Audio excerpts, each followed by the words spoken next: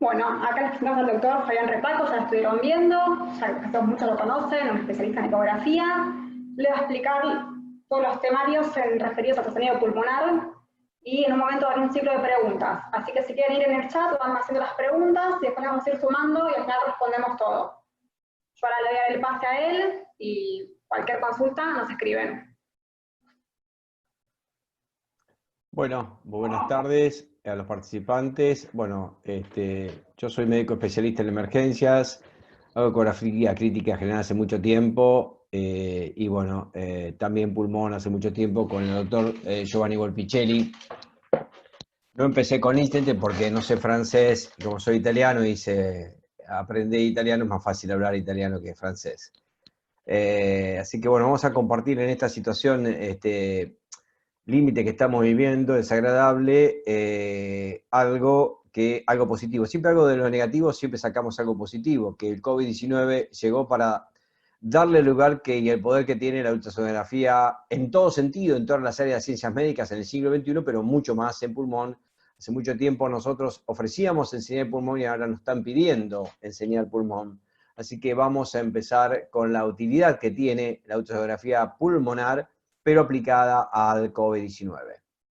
Iniciaremos, sobre todo si hay muchos que no son imagenólogos, la base física para poder comprender lo que vamos a hablar de ultrasonografía física, lo fisiológico, y después, por supuesto, lo que es la fisiopatología. El ultrasonido, sabemos que nosotros podemos oír de 10 a 20.000 Hz. La onda es semejante a la onda sonora del ultrasonido, que es por encima de 20.000 Hz. Esto es no audible para nosotros y tiene lo que estoy produciendo yo cuando hablamos nosotros, es la misma morfología. Esta onda sinusoidal la producimos nosotros, pero tiene características diferentes fisiológicas. A su vez, a través del gel, a través del agua, tiene mucho más penetración y mucho más alcance. Si uno habla de la historia, recién se aplicó en cualquier área, menos las ciencias médicas. Empieza en el siglo XIX y principio del siglo XX y se aplica después en 1945 recién en las ciencias médicas. Tiene 4 propiedades importantes: velocidad, frecuencia, longitud de onda y amplitud, pero no para que esto lo explico o lo voy a detallar para que sean físicos o fisiólogos del ultrasonido, sino para que entiendan por qué usar las ondas y cómo utilizarlas y qué utilidad le puedo dar al equipo. La velocidad tiene cada interfase, cada tejido tiene diferentes velocidades. Si tuviera que adaptar cuando hago pulmón a cada estructura o cuando hago abdomen a cada estructura, sería muy difícil hacerlo, muy dificultoso, pero se estandarizó el equipo en 1540 metros por segundo y con eso se vio que se puede formar la imagen, puede producir de modo bidimensional la imagen en cualquier estructura, cualquier tejido que analicemos. Así que la velocidad dejó de ser un problema. La amplitud y la profundidad que va a penetrar el ultrasonido, y va a depender mucho, primero, la anatomía. No es lo mismo una persona de 60 kilos, 50 kilos, un pediátrico que pesa 10 kilos o uno de 120, pero también va a estar de la mano con lo que voy a explayar ahora, dentro de la longitud y dentro de la frecuencia. ¿Qué es la longitud de onda? Es la distancia que existe entre cresta y cresta de cada onda sinusoidal, de cada montaña de la onda sinusoidal. Es decir, que si estas montañas se repiten más veces por segundo, eso va a dar una frecuencia, y si se repiten menos por segundo, va a dar otra frecuencia. Es decir, que o más ciclo por segundo o menos ciclo por segundo, la longitud está íntimamente relacionada con la frecuencia, y longitud y frecuencia van a determinar los traductores de baja frecuencia, que es el convexo, la sonda convexa, de penetración, de mucha penetración, baja frecuencia, y de alta frecuencia, los lineales de baja penetración, pero alta calidad de imagen. Por lo tanto, si lo aplicamos a la caja torácica, para ver profundidad voy a utilizar convexo, y para ver calidad pleura voy a utilizar el lineal. Eso es entender las bases físicas, y por eso yo puedo trabajar y manejar los megahertz. Por ejemplo, en pediatría, si yo quiero ver una caja torácica en un paciente pediátrico de 2 años, lo puedo hacer tranquilamente con lineal, por la gran penetración, por la penetración que tiene, no, sino por la caja torácica, que es pequeña, del paciente. Lo importante que tengo que entender que el pulmón, el aire no es enemigo del ultrasonido, es atravesado por el ultrasonido, se refleja y nos da información a través de las estructuras que tiene la caja torácica, y por lo tanto va a haber artefactos que son fisiológicos y va a haber artefactos que nos van a dar patología, siempre del contexto clínico. El error que podemos hacer nosotros es que yo reviso directamente el pulmón sin interrogar al paciente. Yo debo ser siempre, nunca dejar de ser lo que soy, emergentólogo, clínico, médico generalista, terapista, neumonólogo, nefrólogo. Tengo que interrogarlo y después sumar al ultrasonido, suma información como los gases en sangre, como el hemograma y el electrocardiograma. Giovanni Polvicelli nos enseña muy bien que la ecografía debe ser un método simple, nada más y simple. De lo contrario pierde toda su ventaja, es decir, megahertz y punto. Y cuidado con los magos, porque ahora como está de moda la electrocardiografía pulmonar, cualquiera habla y no puede hablar cualquiera de ecografía pulmonar. Es decir, para hacer, hay que estar bien formado y una formación no de un mes, ni 2 meses, ni de 6 meses, sino que mínimo más de un año en hacer, interrogar y entrenarse el pulmón. Y por supuesto, no usar más que megahertz. ¿Por qué? Todos estos aparatos nuevos que tenemos, que han salido, todos tienen armónicos. Los armónicos son excelentes para cualquier otra estructura del organismo, aparato del organismo, pero no para pulmón. Los armónicos sacan las impurezas, las suciedades y mejoran la imagen. Pero si yo le pongo armónico al pulmón, disminuyo los artefactos y no puedo saber si tiene patología o no. Por lo tanto, armónicos nunca al pulmón. Yo necesito con megahertz simple y el foco a nivel de la pleura, y con eso suficiente. 7,5 MHz en el lineal, el de alta frecuencia, y 3,5 MHz en el convexo, el de baja frecuencia. Empezamos a ver artefactos. Cuando el ultrasonido incide en el cuadrante superior derecho o en el cuadrante superior izquierdo, a los costados laterales, y encuentra el hígado, diafragma y el pulmón, encuentra el vaso, diafragma y el pulmón, hace un artefacto que se llama la imagen especular, como si el hígado se continuara en la base pulmonar derecha o el vaso se continuara en la base pulmonar izquierda. Esto habla que la pleura, la base pulmonar derecha, la base pulmonar izquierda está indemne. Primer artefacto, bienvenidos artefactos. Pero cuando el ultrasonido atraviesa todo, el líquido, nada lo detiene, se desvía. Esto es claro ejemplo cuando yo pongo en un vaso de agua llenado por la mitad un lápiz, una lapicera, lo que sea, y se dobla. No se dobla, es un vicio de refracción.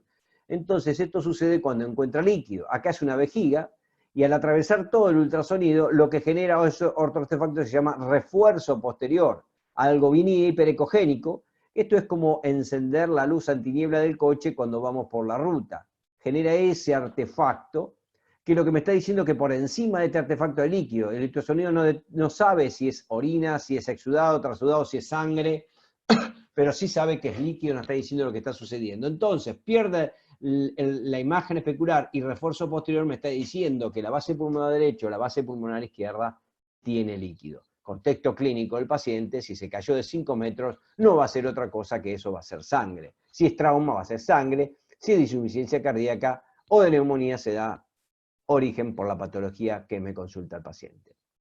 Cuando el ultrasonido absorbe todo, es decir, no deja ser pasado por una estructura como es el calcio, como es el hueso, genera un artefacto que se llama sombra acústica. En este caso acá lo importante me va a servir para generar la ventana, es decir, ahora cuando hablamos de ejecución, de qué corte, de qué ventana, me va a servir para saber que la sombra acústica de un lado, la sombra acústica al otro lado, en el medio esta imagen hiperecogénica va a ser la pleura. Todo esto son artefactos fisiológicos. Por supuesto, la atenuación significa que penetra. En un momento el ultrasonido va a dejar de ver, entonces el lineal tendrá una penetración de 5 centímetros y el convexo tendrá, por supuesto, una penetración de 10 o 15 centímetros para analizar lo que le está pasando al parénquima pulmonar. Pero lo más importante, que en esa penetración, cuando el ultrasonido ingresa, atraviesa la pleura y empieza a ingresar, ya sea por el convexo, en este caso con el lineal, encuentra la pleura y el aire, genera algo que se llama reverberancia, que son las famosas líneas A. La reverberancia equidistante entre piel y pleura, se va a replicar la pleura, como si fuera muchas pleuras, y se llaman las líneas A. Entonces, es muy sencillo. Si yo veo la pleura hiperecogénica y que tiene movimiento, tiene sliding, tiene corrimiento, es decir, que la pleura se mueve entre la pleura visceral y parietal, Liszt lo llama como ese caminito de hormiga, me está viendo que esa zona, esa parte del pulmón que estoy interrogando es normal. Y la pleura, otra cosa, es un artefacto. Muchos están hablando de pleura engrosada por ultrasonografía, está mal, eso no es así. La pleura es regular o irregular. La pleura es gruesa en tomografía. La pleura es regular o irregular, porque un artefacto no se mide. Si ustedes hacen en esta pleura un corte longitudinal y un corte oblicuo, la pleura no va a medir igual, es un artefacto, por lo tanto, ¿tiene deslizamiento o no tiene deslizamiento? Muchas veces he leído deslizamiento disminuido, nadie midió la velocidad de la pleura. Medimos la velocidad de la carótida primitiva, de la carótida interna, de la aorta, y podemos saber, de acuerdo a las velocidades estandarizadas, si está obstruida o no, si tiene una... Pero acá no es lo mismo. Y todo artefacto la evaluación es cualitativa. Por lo tanto, es regular o irregular, se mueve o no se mueve. Y esto es el clásico ejemplo de un convexo, donde sombra acústica, y generamos la pleura que genera ahí la reverberancia. Tengo mayor penetración acá con el convexo. Entonces, ¿por qué sucede esto? Que hay deslizamiento y hay lisniasa. ¿Cuál es la aplicación fisiológica? Porque el pulmón está a equilibrio, el tejido parénquima está a equilibrio, 50% de aire, 50% de agua. Esa agua está constituida por el sistema vascular arterial, venoso, vasolinfático, celularidad, intersticio. Cuando esto se altera, la ultrasonografía automáticamente lo detecta. Cuando el agua empieza a predominar un poquitito más que el aire, el ultrasonido lo detecta. Por eso voy a demostrar con trabajos científicos porque es más sensible y específica que la placa de tórax y tan sensible como la tomografía. ¿Cuál es la fisiopatología de esto? Es muy sencillo. Este 50% de agua y 50% de aire es porque solamente cuando el ultrasonido atraviesa la pleura y encuentra los septos interlobales con el tamaño normal, que son menos de 100 nanomicrones, mire dónde lo estamos metiendo, va a generar reverberancia.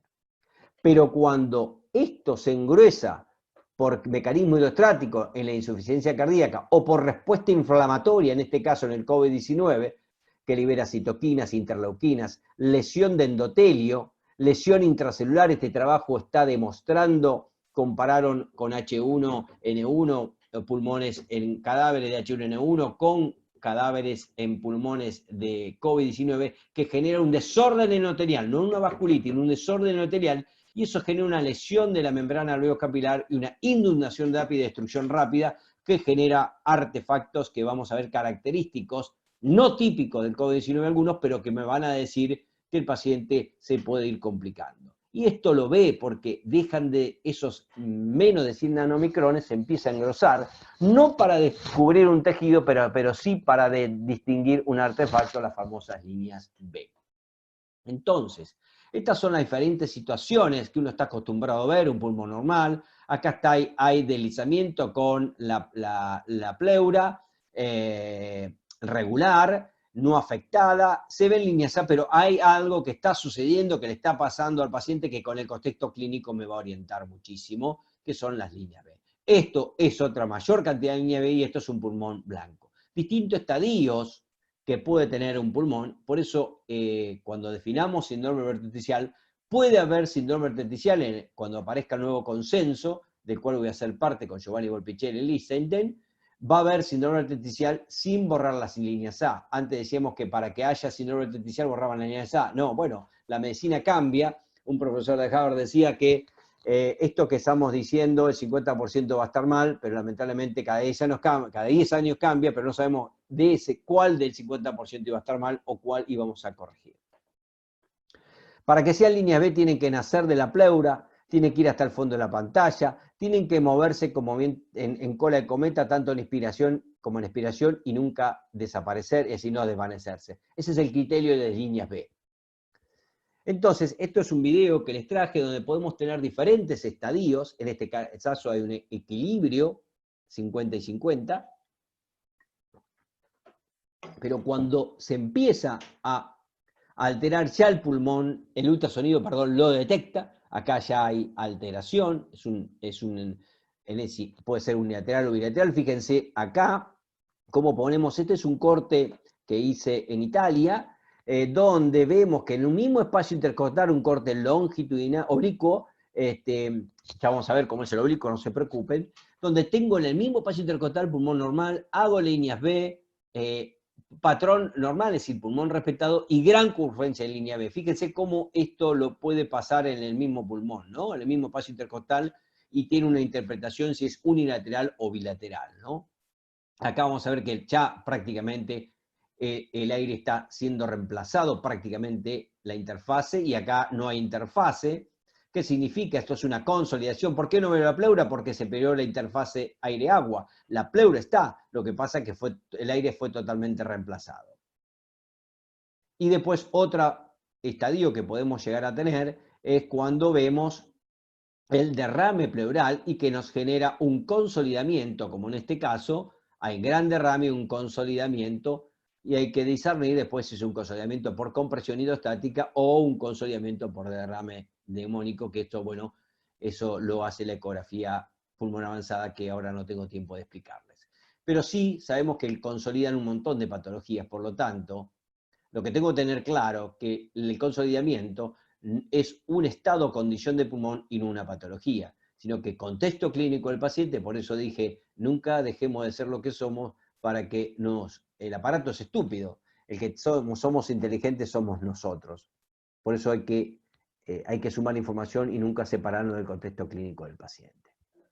Entonces, ¿cuándo definimos o por qué definimos ahora sí síndrome vertical? Son estos diferentes estadios que uno puede tener. Fíjense acá.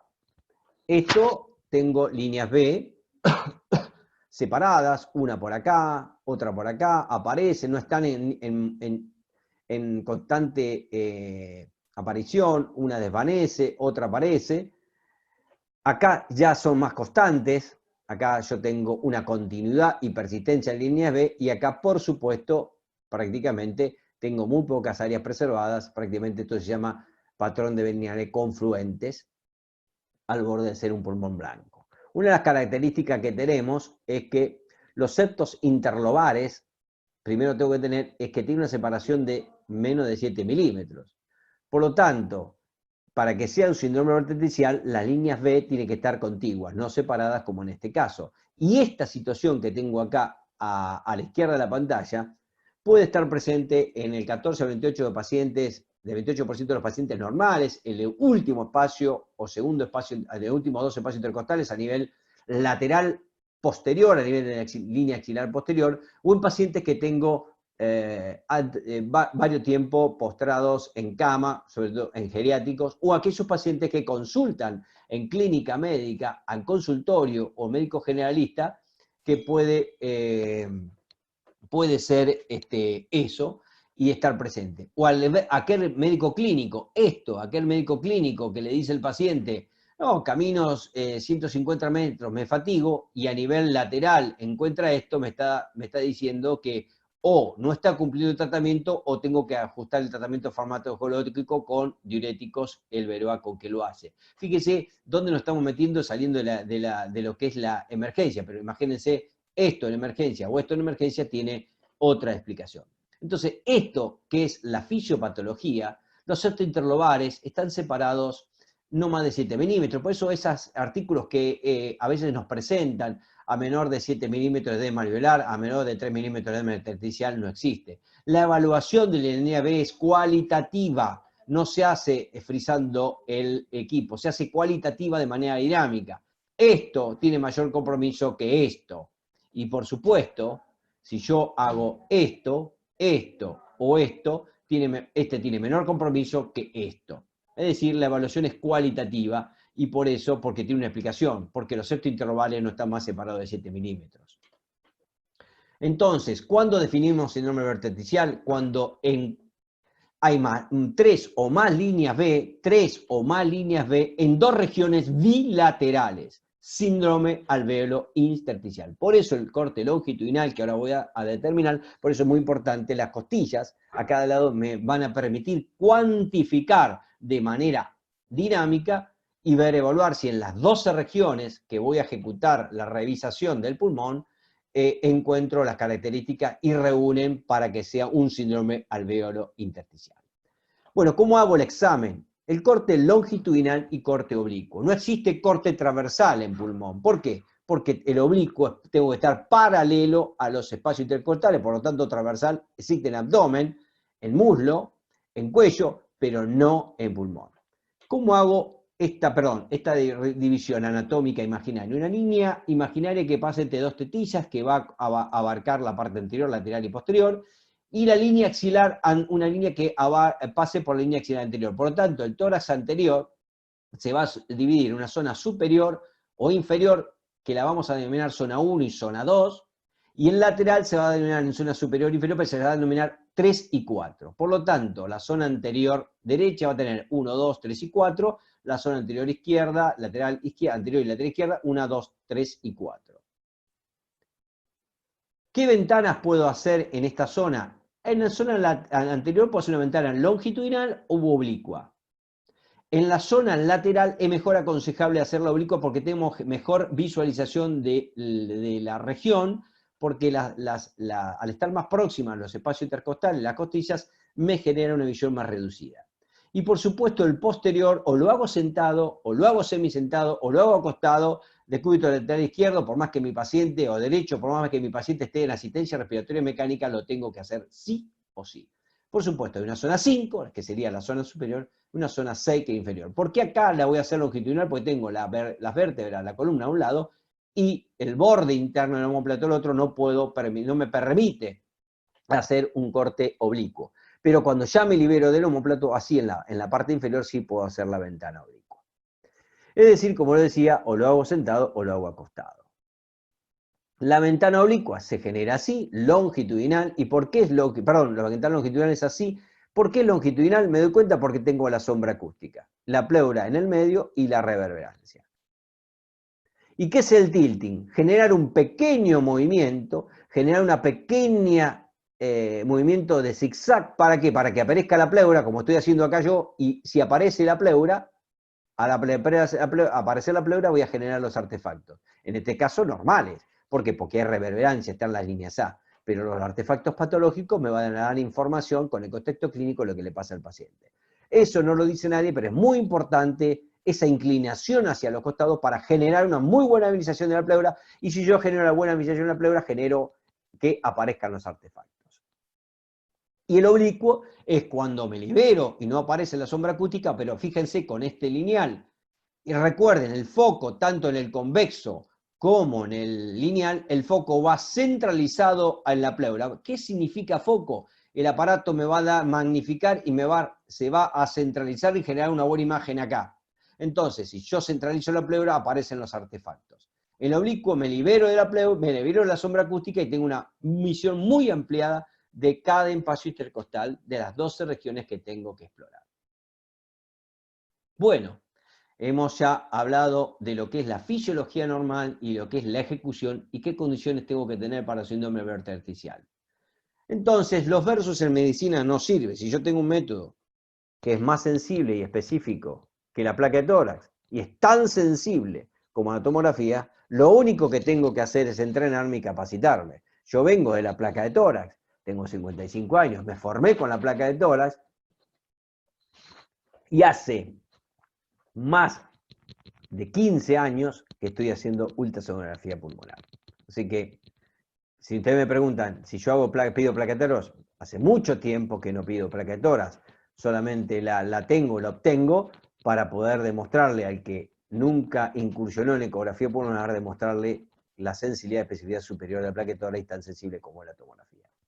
En este caso estamos viendo una placa de tórax donde realmente las condiciones en emergencias o en clínica médica o donde esté el paciente no son las ideales para llevarlo al chasis. A veces no colabora el paciente por más que lo llevemos a la sala de rayos, y muchas veces tengo dudas de generan una situación donde cuánto es de derrame, cuánto es de consolidación, cuánto hay de intersticio, cuánto hay de cardiomegalia, cuánto hay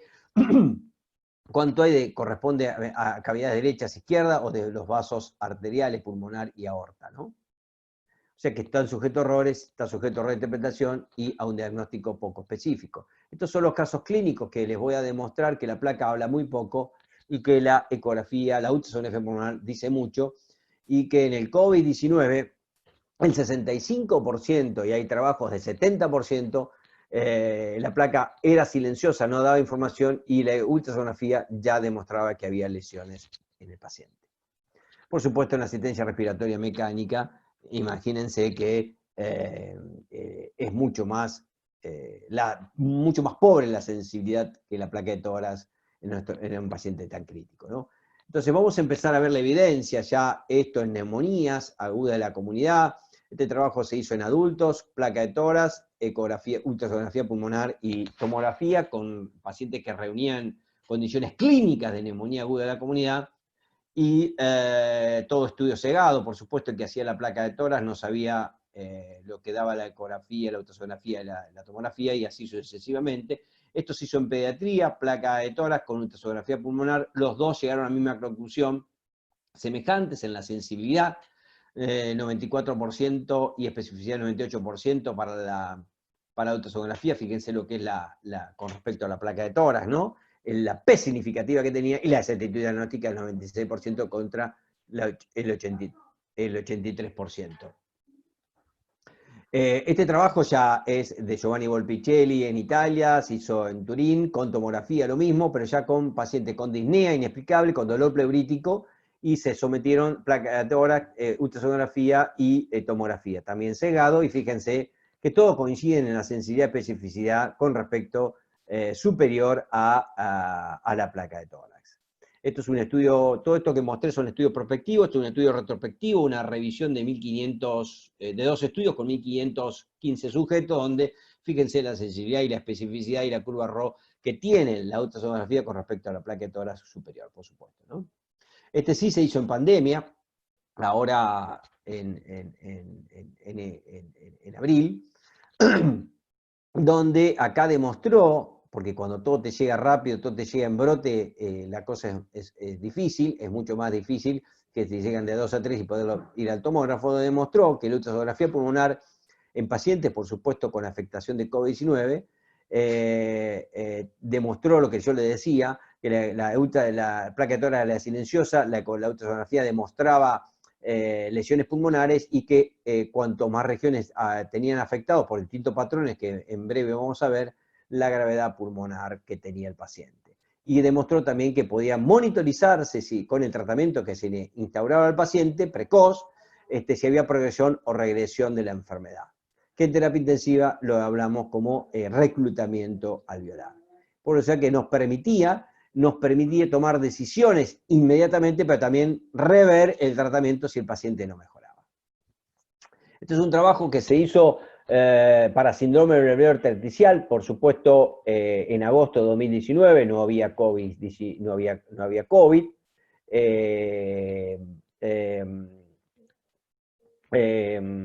Este lo traigo acá porque habla de síndrome de alveolar intersticial, donde se comparó a la ultrasonografía con la placa de tórax, con la tomografía. ¿Y por qué hablo de esto? Porque el COVID-19 demuestra que hace una neumonía intersticial bilateral asimétrica, y que muchas veces se comporta y distresa al paciente. Entonces, fíjense la sensibilidad que tiene, tanta sensibilidad como la tomografía de tórax, por supuesto superior a la placa, ¿no?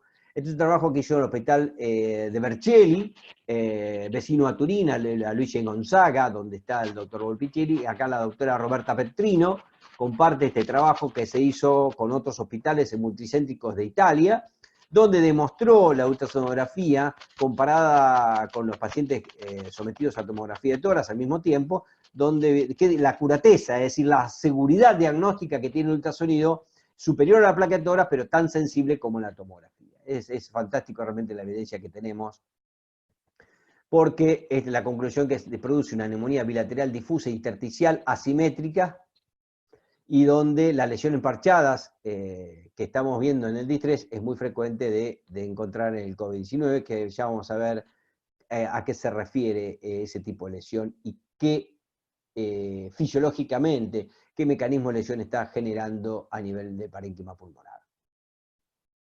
Este es un trabajo reciente también, donde demostró la utilidad del ultrasonido no solo para el diagnóstico precoz, sino que ¿por qué yo puedo identificar de entrada y ponerlo ya desde el triage, desde que llega el paciente motivo de consulta, triage y automáticamente de lo que hace enfermería, el triage de enfermería pasa a revisión en manos del profesional y hacer la identificación de la ultrasonografía pulmonar a través de las 12 regiones y de acuerdo a eso cuantificar, y el manejo mediático y precoz del paciente significa dónde lo pongo, primero dónde va, qué complejidad va a requerir el paciente y después el monitoreo si hay regresión o regresión de esa enfermedad.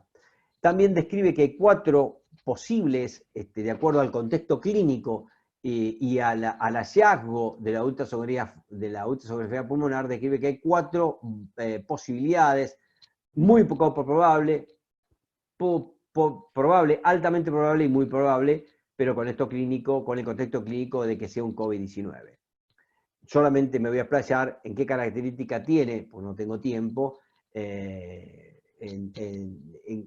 describir las otras 3 características de este trabajo, que cuáles son las características, por qué pensar en brote hasta que esté la PCR, que es un COVID-19. Es decir, la ultrasonografía habla de que es no probable o muy probable, intermedio o altamente probable, y la tomografía habla que es típica, atípica o indeterminada.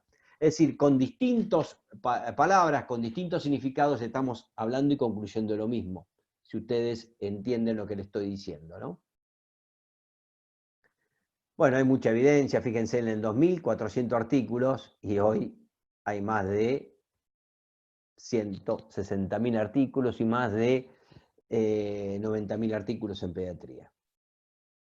¿Por qué es importante en este caso? ¿Por qué en el COVID-19 y para lo que venga? Porque esto es imponer ya el que no toma la ultrasonografía y el ultrasonido, no solo tomografía, no solo ecografía pulmonar, sino en todo, realmente no se enojen con lo que les voy a decir, estamos haciendo medicina del siglo XX. El siglo XXI es al pie de cama del paciente, cualquier motivo de consulta, yo le pido laboratorio, yo le pido electro, y el ultrasonido tengo que apoyarlo porque descubre ese iceberg, la parte que no podemos ver nos permite visualizar y orientar al diagnóstico. Nuestro paciente viene por taquicardia, por bradicardia, por hipotensión, por falta de aire, por dolor abdominal o por un dolor precordial o porque perdió el conocimiento, y el ultrasonido nos ayuda muchísimo para arribar a un diagnóstico y sumar información. Por supuesto, lo puedo hacer en donde sea, en consultorio o en este caso en UTI, en emergencia. ¿Y por qué puse domicilio? El 80% del COVID-19 de contención inicial en el trial lo hizo en Barcelona, en España, CANFI, que son la agrupación de médicos generalistas que hacen todo, evaluación hemodinámica, todo. Por supuesto, algunos se formaron en Italia, estuvieron conmigo, con Giovanni Volpicelli.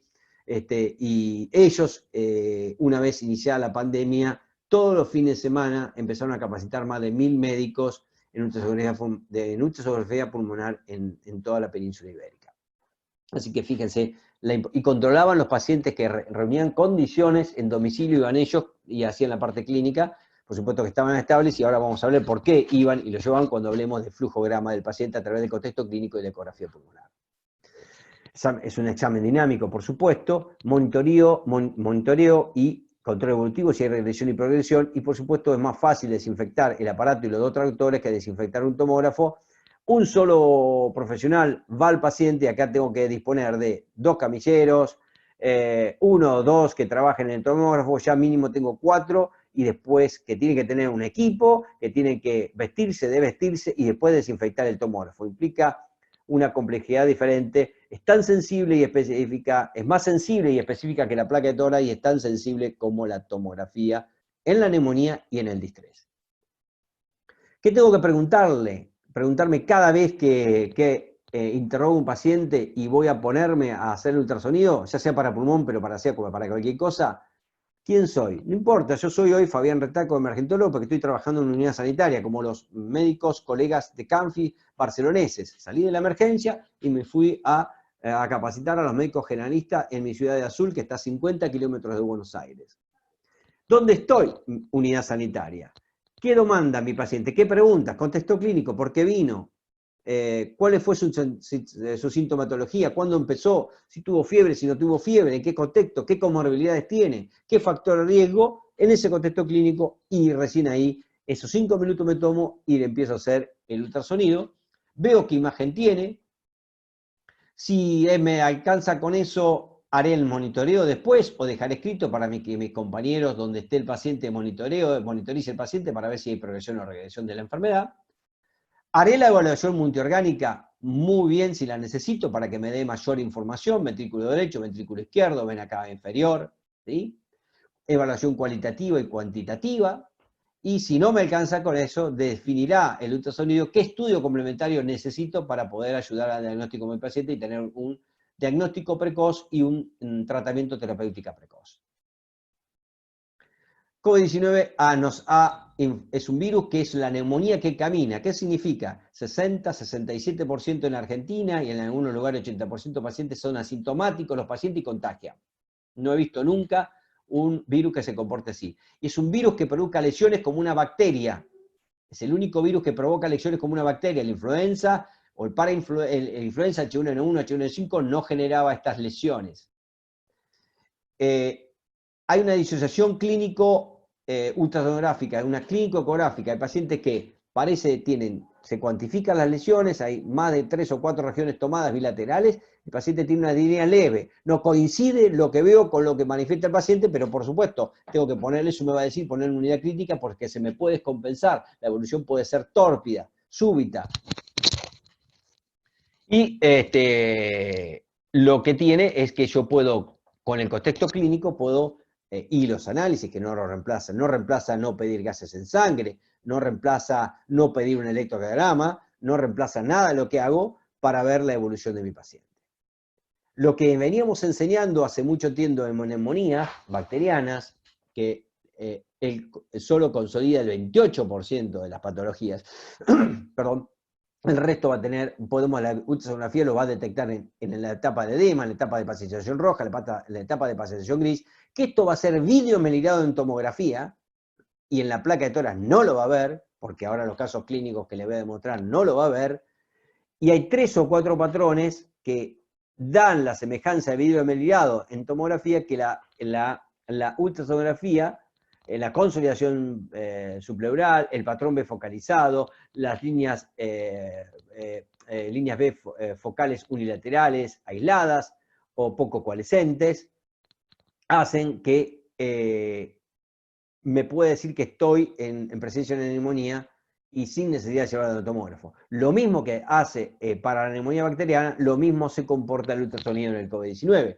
En esta etapa, en los primeros 7 días, donde el paciente tal vez tenga fiebre o cefalea o unodinofagia, la placa de tórax, como le decía, no veía nada y había lesiones características para poder ver, no características del COVID-19, sino que sensibles de poder ver y de cuantificarlo y de esa manera decidir dónde pongo al paciente. Y por supuesto, cuando el paciente tiene una diarrea moderada, leve, moderada o severa, por supuesto coincide con la lesión y la cuantificación de lesiones. Y esto acá me va a permitir a mí el tratamiento que yo le imponga al paciente, si hay progresión o regresión de la enfermedad, para continuar con igual tratamiento o cambiarlo.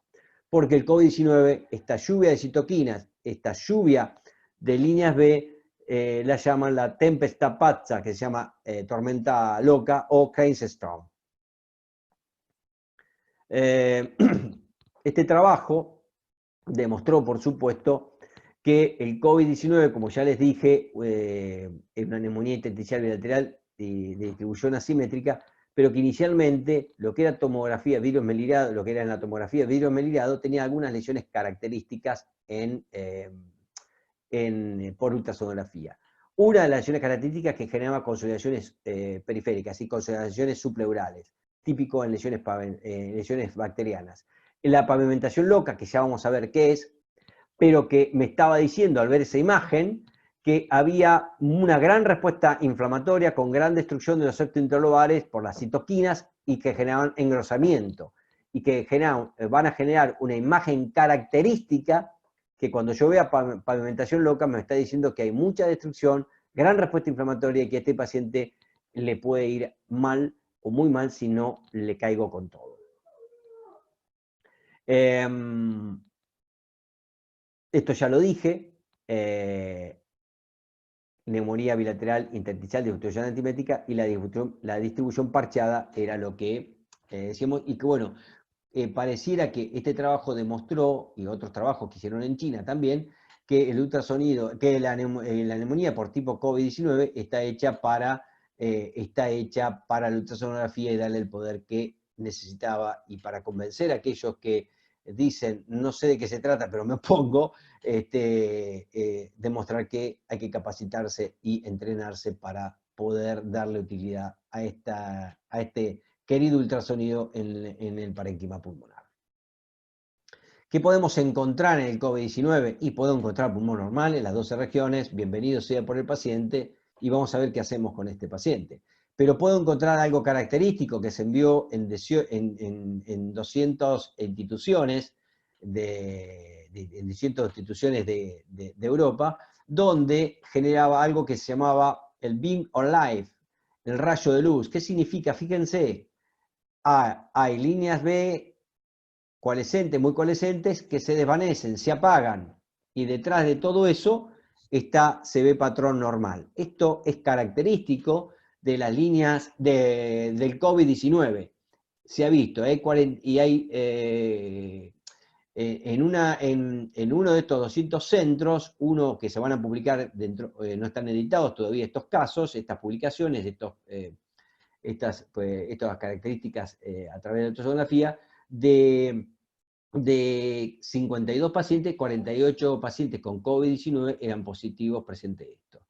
Esto es en otro corte, en un corte oblicuo, donde puedo ver más característico en Be Online, el rayo de luz, que los chinos lo describieron como efecto cascada, que no tiene una explicación. Creo que el rayo de luz prende, apaga y prende, apaga y prende, y detrás está el patrón, es decir, líneas A, patrón normal. Esto es vidrio melirado en tomografía, y no lo va a ver, por supuesto, ni por ahí la placa de tórax, como tampoco va a ver la placa de tórax esto, que se ve en tomografía, que ya esto es típico en otras patologías, en neumonías, esto lo vemos muy bien, donde tengo el deslizamiento, la pleura sin afectación, se ve la reverberancia, pero ya están apareciendo de manera unilateral o bilateral escasa línea B y coalescencia línea B en el mismo espacio intercostal. Esto, como les mostré hoy, esto ya es líneas B coalescentes, uniobilaterales, por supuesto.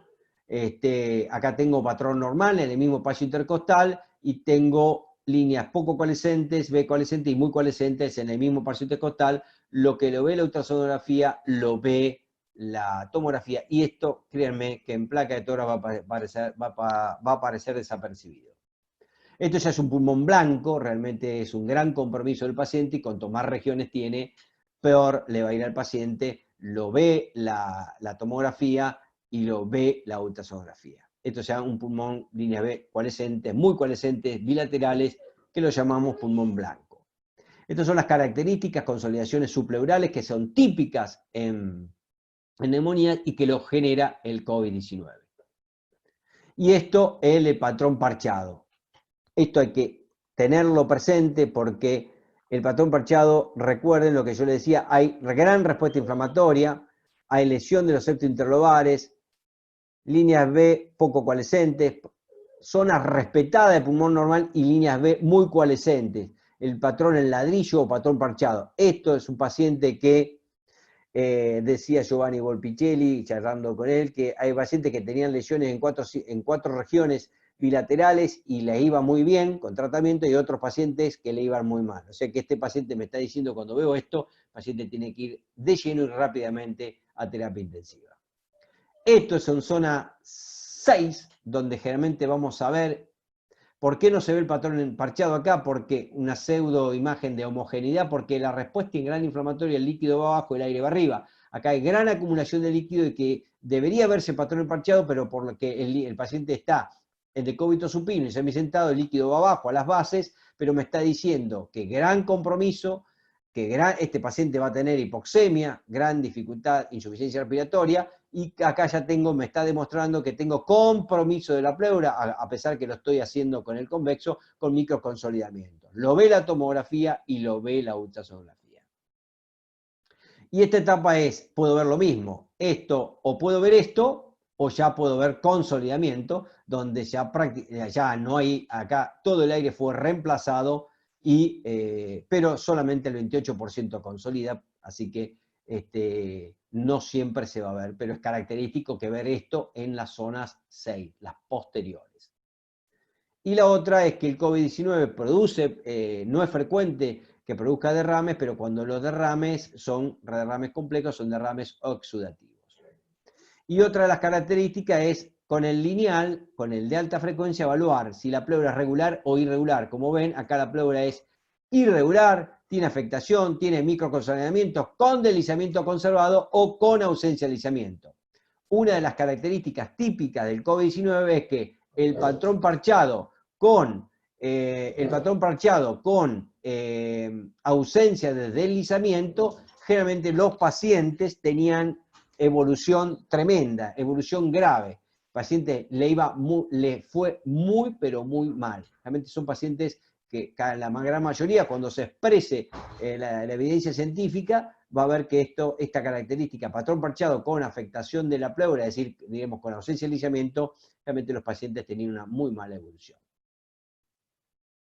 Bueno, esto es realmente, estamos viendo que con todo lo que hemos visto, la ultrasonografía en COVID-19 lo puedo descubrir en etapa temprana, en el momento que me llega el paciente, cuantificar las lesiones y asociarlo a las comorbilidades del paciente.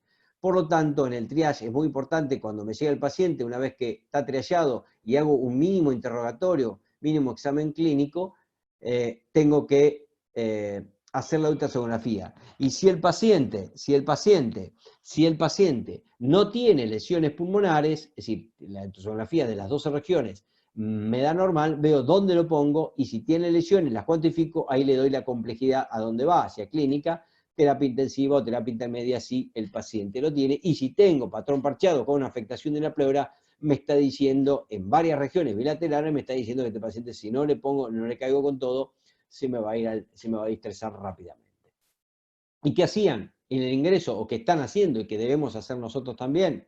Bueno, hacerle la ecografía pulmonar, documentar en las regiones donde están cuantificar las lesiones, pero no solo pulmón, sino evaluar la función cardiológica, es decir, cualitativa y cuantitativa, más aceptarse fracción de cortamiento, cualitativo ventrículo derecho, cualitativo ventrículo izquierdo y la vena cava inferior y el pericardio como estaba. Fíjense cómo se está trabajando y cómo deberíamos trabajar una vez cuantificadas las lesiones. ¿Por qué? Porque una vez que el paciente era destinado a clínica de medio, terapia intensiva, en los que hacían el monitoreo, los facultativos, los profesionales que deberían continuar con el monitoreo, deben evaluar si lo que hicimos inicialmente nosotros, el que estuvo en la trinchera, había progresión o regresión de la enfermedad con el tratamiento instaurado, y por eso debe cuantificarse de ser en la zona 1 lateral, en el mictórax derecho, zona 1, zona 2, zona 3, zona 4, zona 5 y zona 6 que hay, y en el izquierdo lo mismo. Porque en la monitorización puede haber un montón de situaciones. Si el paciente no mejoró, necesita presión positiva, qué tipo de presión positiva, BNI, y ahí empezar a cuantificar si hay regresión o regresión, y está en la asistencia respiratoria mecánica, por supuesto empieza lo que llamamos el reclutamiento. Es decir, ¿qué significa el reclutamiento? Cuando el paciente está distresándose o tiene patrón de distrés. Por supuesto, el patrón de distrés lo define no la ultrasonografía, si ustedes saben, con los criterios de Berlín, por supuesto. Por ejemplo, si yo tengo un patrón parchado en zona 3 y 4, vamos a hacer un ejemplo, y del lado derecho, y patrón con líneas coalescentes, muy coalescentes, en mi tórax izquierdo, zona 3 y 4, si yo empiezo a hacer el reclutamiento, el patrón parchado del lado derecho a la zona 3 y 4 debería, si el tratamiento surtió efecto, pasar a líneas, por ejemplo, líneas B coalescentes o escasamente coalescentes, o si recupera dentro de esas líneas B aparecen líneas A, significa que el reareamiento, la reareación ha sido exitosa y seguir con ese tratamiento. Y en la zona 5, esa zona de patrón B, bien homogénea, bien coalescente, que empieza a ser menos coalescente o poco coalescente, eso significa que estoy reaereando y estoy recuperando aire y reemplazando el agua. Neumotórax no es una combinación inicial del COVID-19. He visto cantidad de Guibarne que habla de neumotórax y los complicamos a los que quieren iniciarse en el ultrasonido. El neumotórax, primero, es muy complejo, no es tan fácil identificarlo, hay que tener su entrenamiento, se hace el decúbito supino con el lineal, descubrir el line point, es decir, el punto pulmonar donde se vuelven a unir las dos pleuras, y a su vez hacerlo con la técnica de la escalera o el zigzag, y el decúbito supino. Y dónde se hace, y dónde y cómo se hace y cómo se empieza.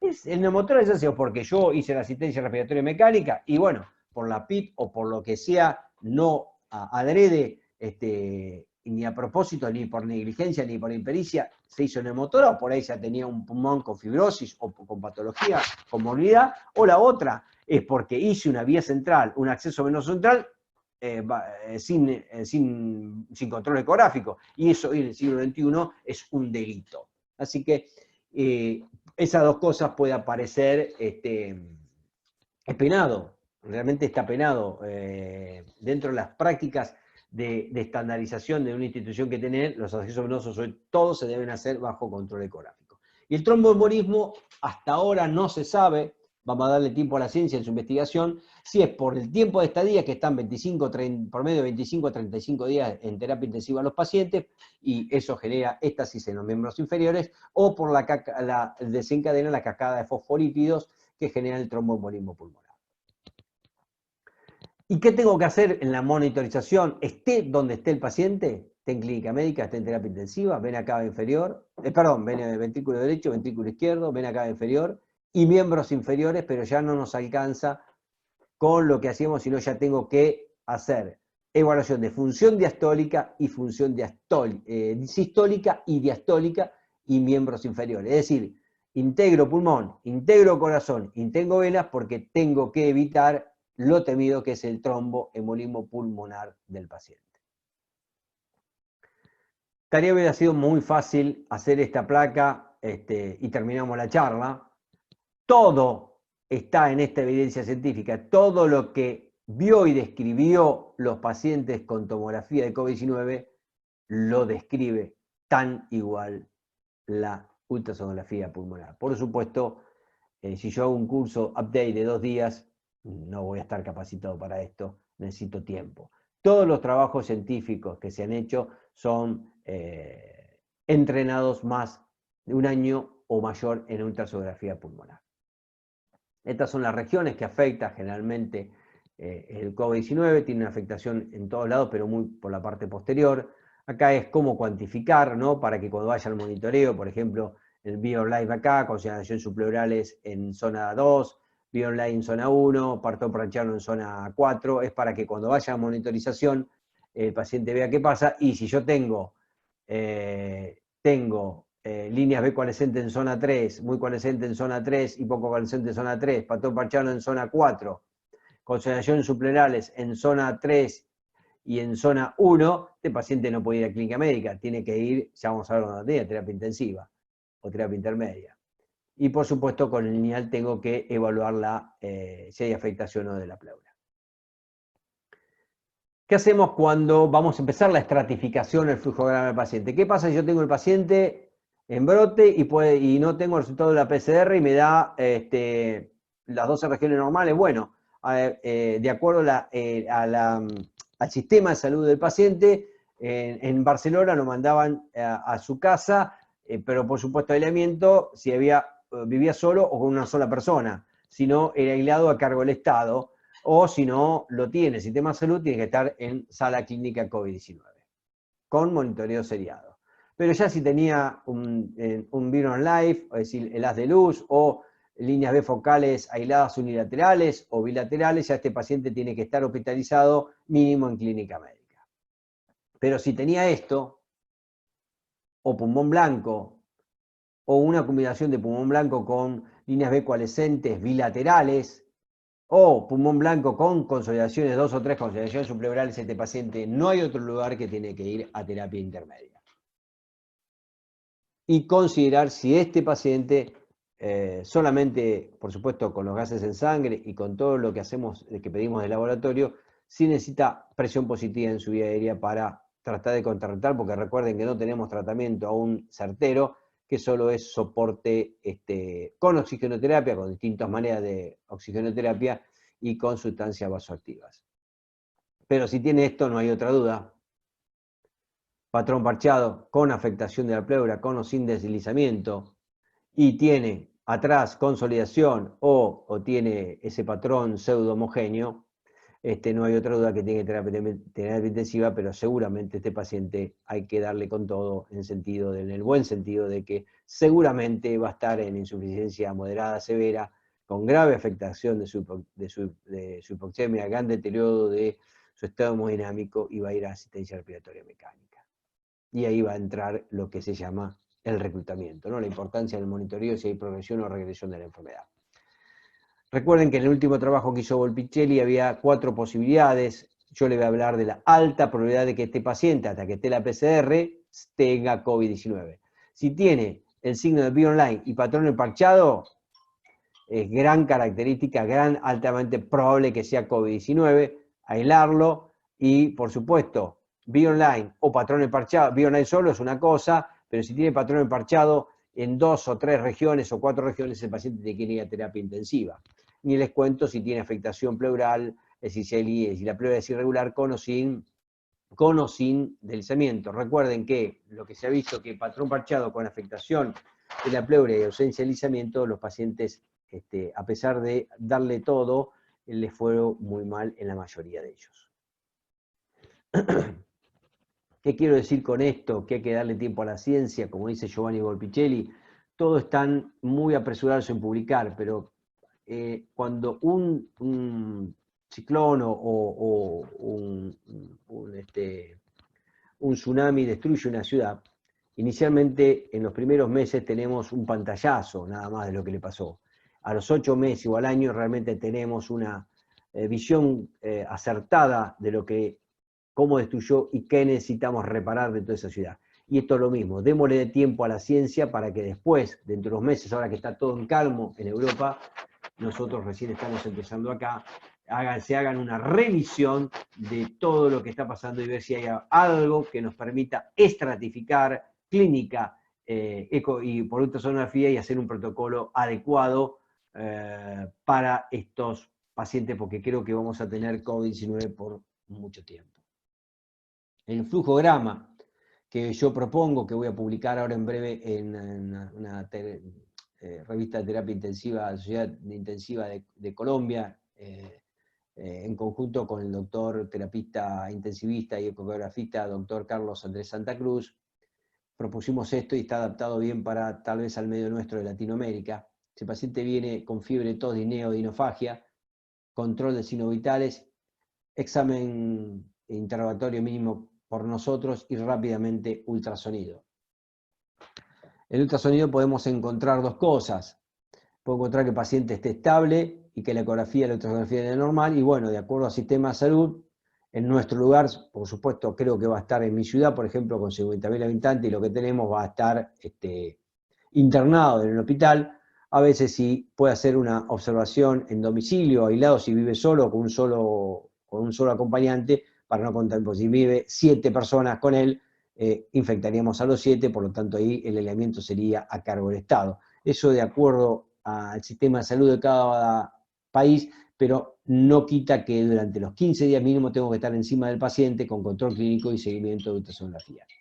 Pero ya si el paciente tengo líneas B focales aisladas, unilaterales, con signo de BioOnline, no hay otra manera de que lo ponga en clínica médica, o aunque tenga consolidaciones, en una región el signo de BioOnline y 2 consolidaciones subpleurales aisladas, el paciente tiene que ir a clínica médica sí o sí y estar vigilado y cuantificar para que los que van a seguir monitorizando al paciente sepan si hay progresión o regresión de la enfermedad. pero si ya tengo líneas B difusas, coalescentes, bilaterales, con la presencia de consolidaciones subpleurales y con afectación pleural, con línea pleural irregular, no tengo duda que el paciente tiene que ir a terapia intermedia o terapia intermedia intensiva dependiendo de la complejidad de cada institución, de cada nosocomio. Y si el paciente tiene patrón parchado, por más que tengan 2 regiones nada más, y no tenga afectación pleural y tenga consolidaciones subpleurales, este paciente, recuerden, tiene que ir a terapia intensiva y vigilarlo muy de cerca porque puede tener una evolución favorable o desfavorable, torpida rápidamente. Pero en cualquier lugar que esté, no hay duda que aparte de pedir laboratorio y todo lo que tenga que hacer, tenga que estar con control serial y diario de ultrasonografía pulmonar. Esto es lo mismo que se hizo en Barcelona, esto está publicado en Barcelona, de otra manera. Creo que el flujograma que les presenté yo es mucho más didáctico. Por supuesto, el paciente puede requerir o no oxígeno, por eso yo siempre pongo el contexto clínico del laboratorio que le pedimos al paciente, no va a dar la decisión terapéutica. Una neumonía con derrame paraneumónico aislada generalmente puede ser neumonía bacteriana, porque tampoco nos vamos a olvidar que existe el neumococo, ¿no? Pero nos obliga a que por más que sea esto, hay que hisoparlo a todo el mundo. ¿Y cómo sé si un COVID-19 está infectado? No hay otra manera, que hay un método que es de alta sensibilidad y especificidad y es la procalcitonina. No hay otra manera, no pidamos tomografía nada porque no nos vamos a enterar. Es decir, la procalcitonina, la cuantificación tiene alta sensibilidad y especificidad y lo ha demostrado con diferentes trabajos científicos. Bueno, ahora vamos a presentar algunos casos clínicos. Este es una neumonía bacteriana en el 2017 con un paciente de 28 años. Vamos a empezar de lo bacteriano a lo COVID-19, que tenía convulsiones por fiebre, un paciente muy convulsivo y que tenía este aparatito en el tejido subcutáneo que cuando se desataba una convulsión estaba metido en el sistema nervioso central, intentaba evitar la convulsión. Si ustedes ven, las placas no decía nada. Y fíjense, empezando a examinar consolidación subpleural,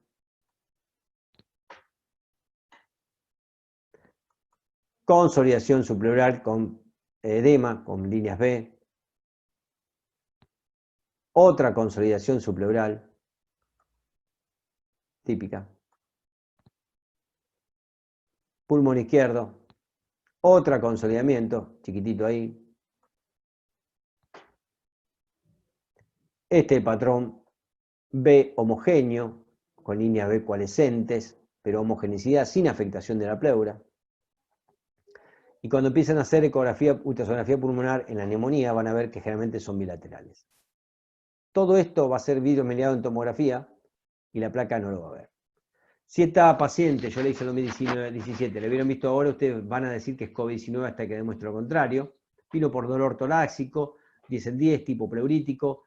Puse sin fiebre porque creo que la paciente me lo subestimó, pero para mí tuvo equivalentes febriles, pero ingresó estable. Y vamos a ver que de la placa puede tener aumento de la trama broncovascular, pero realmente para mí no toma una decisión, no me permite tomar decisiones certeras. Y fíjense lo que era la ultrasonografía pulmonar en zona 1 y 2. Afectación, ya tengo la pleura, a pesar que la haga con el convexo. Un corte oblicuo, fíjense lo que son este patrón de líneas B coalescentes, con algo de pulmón en este lado respetado, pero tiene afectación pleural.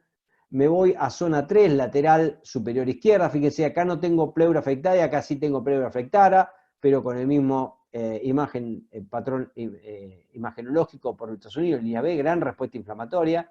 Y fíjense en zona 5-6, cómo tiene afectación, línea irregular de la pleura, con microconsolidamientos. Si esto hubiera sido hoy, es un COVID-19 hasta que se demuestre lo contrario, fue una neumonía típica que tenía afectación de la pleura. Recuerden, hay afectación de la pleura y generalmente la afectación de la pleura va a ser regular. Y si tiene microconsolidamientos, vamos a ver líneas B por la respuesta inflamatoria que tiene esa pleura, ¿no? Y nos vamos a pulmón izquierdo y fíjense cómo la zona 1 normal y la zona 3 está totalmente afectada. La zona 1 normal y la zona 4 está totalmente afectada con 2 tipos de lesiones.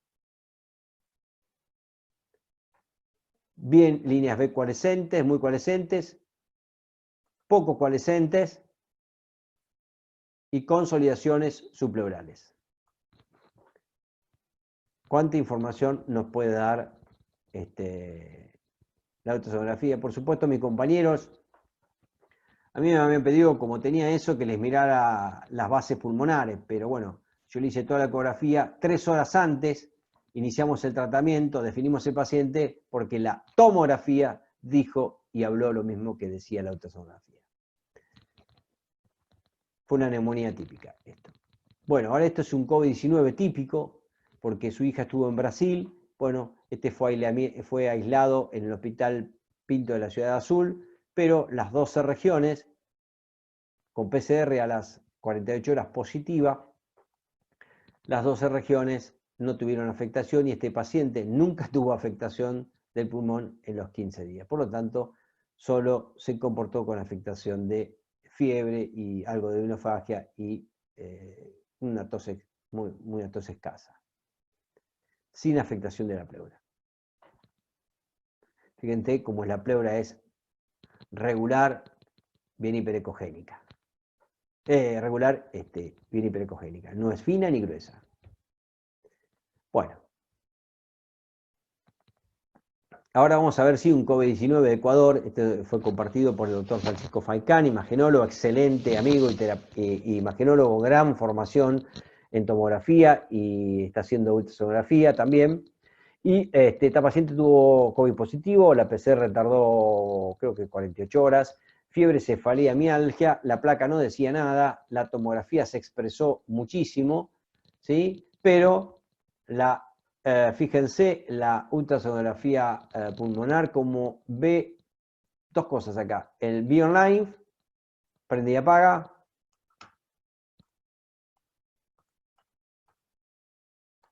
y consolidación subpleural. Y esto acá ya tengo una pequeña, tengo que ir al lineal, porque el convexo me deja dudas acá si tiene afectación de la pleura. Esta paciente no tenía afectación de la pleura, pero ya tengo líneas B con típico síndrome, este es un síndrome verticial bilateral asimétrico. Fíjense, nada que ver esta imagen con esta imagen, la distribución asimétrica que tiene. Y en las bases, si hubieran hecho un corte longitudinal, hubieran demostrado la gran consolidación que tiene bilateral. Esta es una paciente que del Hospital Luigi Gonzaga de Turín, de Italia, que comparte el doctor Giovanni Volpicelli, que inicialmente ingresó con una disnea moderada, tenía el signo de Be Online, sin afectación de la pleura, pero tenía varias regiones tomadas, por lo tanto, a pesar de tener un virus mediado con varias regiones tomadas, se la puso terapia intensiva y se le inició realmente con presión positiva en su vía aérea, pero fíjense esta evolución tórpida que tuvo la paciente, que a los pocos días, creo que a las 24 o 48 horas, la paciente empezó a tener afectación, patrón planchado, compromiso de afectación de la pleura, y lo que hace es una trombosis venosa de la vena poplitea. A pesar de todo, haberle sido todo el tratamiento con profilaxis, con todo, y con sustancia vasoactiva y soporte, la paciente hace un paro cardíaco, tromboembolismo, y la paciente muere. Esto es el COVID-19, es una crazy storm, es una tormenta loca que no sabemos para qué lado va a rumbear, y más cuando no tenemos un tratamiento que nos pueda ayudar a hacer el soporte vital que estamos haciendo. Bueno, esto es lo que quería compartir con ustedes. Hay mucha información, imagínense que los cursos que tengo dando en pulmón y que damos dando en pulmón son de 6 a 10 meses, y tratar de transmitir en 55, 60 minutos es mucha información, entonces trato de ser lo más didáctico y explícito posible con clínica y con imagen para que se pueda entender y para que estimularlo a todos ustedes a que agarren ultrasonido, porque el aparato es estúpido. No necesitamos ser inteligentes. Con voluntad, sacrificio, disciplina y persistencia podemos ser expertos en todo. Así que bueno, estoy sujeto a que hagan el interrogatorio que ustedes quieran para seguir aclarar dudas, si hay alguna duda sobre este tema. Alejandra.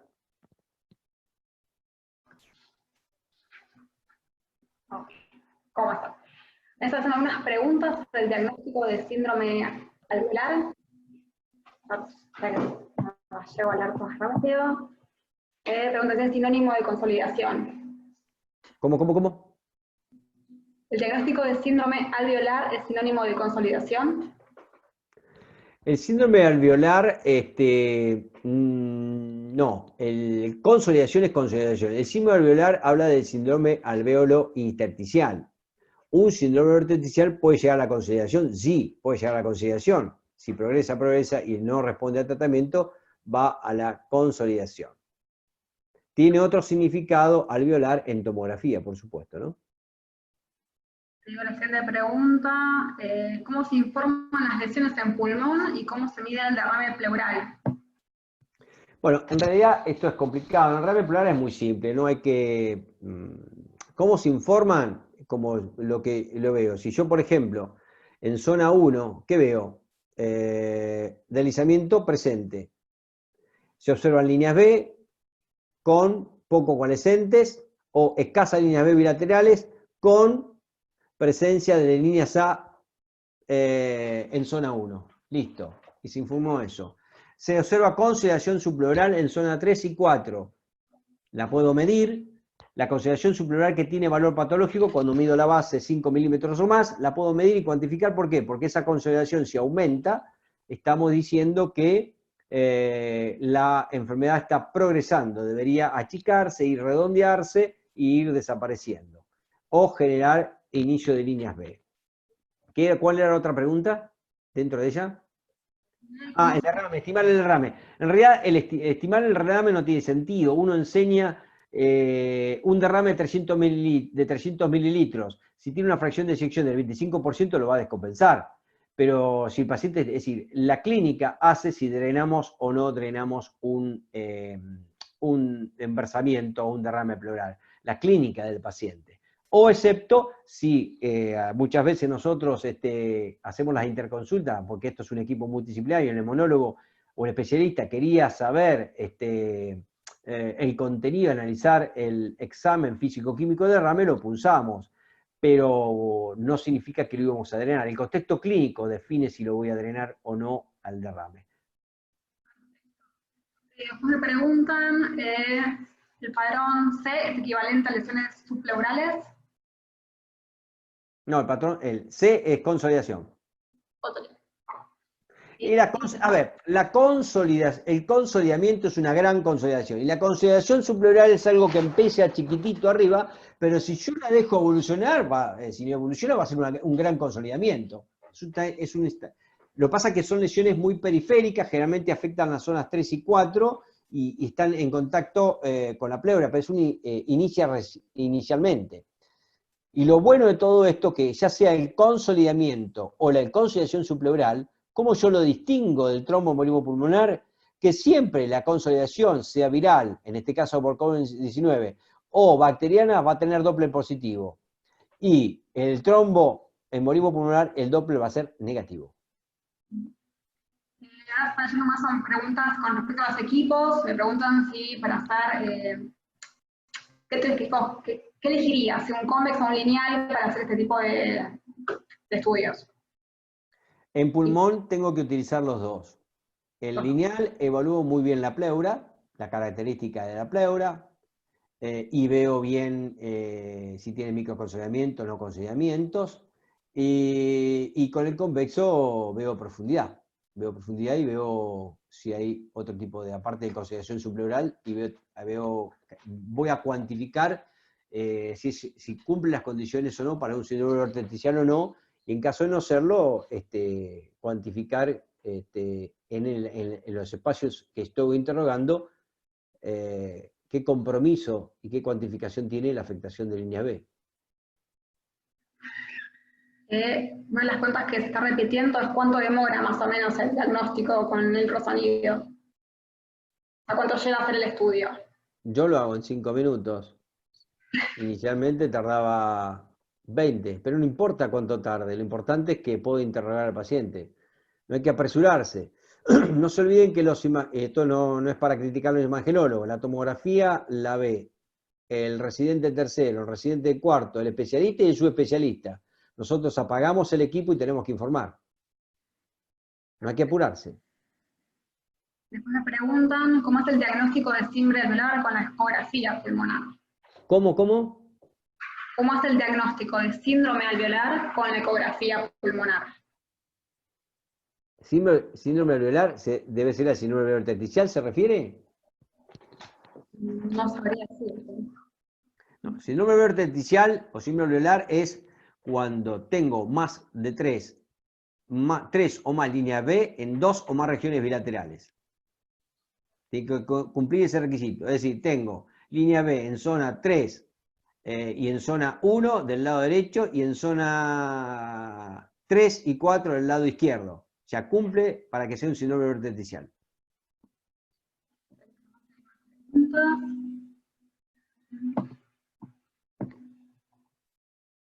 Y nos consulta si tienes experiencia manejando equipos de ultrasonido, celulares o tablets para hacer estas ecografías pulmonares. Yo los celulares no es para esto. Las tablets, de acuerdo al software que tenga, las tablets tienen que tener una buena placa de video y tienen que ser amplias. Yo no haría ecografía pulmonar a este nivel. Si uno quiere descartar si tiene líquido libre o no tiene líquido libre, usen celulares, no hay ningún problema. Solo para eso. Pero para otras cosas de mayor impacto hay que usar, o sí, hay tablet donde yo instalo un buen programa y la tablet tiene que tener una buena placa de video, una buena resolución y, bueno, por supuesto, los traductores que vienen ahora, hay que ver la calidad que tienen, cuanto mejores cristales tienen, mejor va a ser la calidad de imagen, ¿no? Una consulta más, me preguntan, en insuficiencias cardíacas versus el COVID, ¿cuál sería la diferencia inicialmente, ya que hay varias líneas B, me dicen, en la insuficiencia cardíaca? Muy bien, muy bien, muy bien. Eso es una muy buena pregunta. Primero hay un artículo muy bien de Copetti 2008 donde podemos diferenciar, diferenciar si un síndrome arterial es cardiogénico o no cardiogénico. El cardiogénico nunca tiene afectación pleural, nunca afecta a la pleura. El cardiogénico no tiene patrón emparchado, no tiene asimetría, tiene homogenicidad. ¿Sí? Empieza del lateral hacia adelante. Y el paciente tiene afectación anterior en zona 1 y 2, realmente el paciente no tolera el cúbito, está muy descompensado.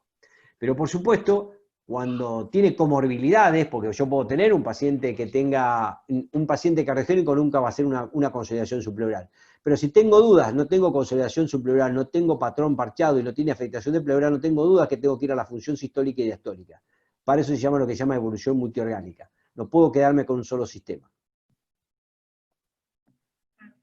A ver, creo que con las preguntas estamos. Igualmente vamos a dejar abierto para que sigan haciendo consultas y cualquier cosa después les podemos ir contestando.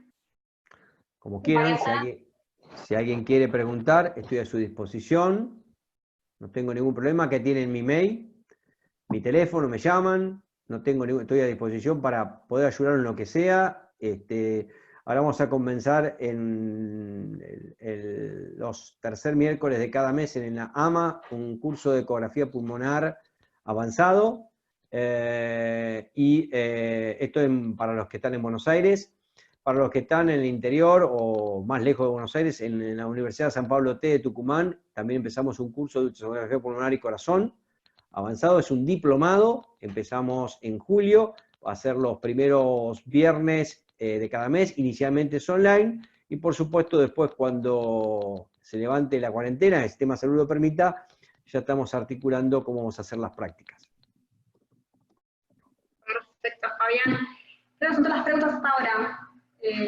Agradecemos muchísimo tu presencia y toda la información que brindaste.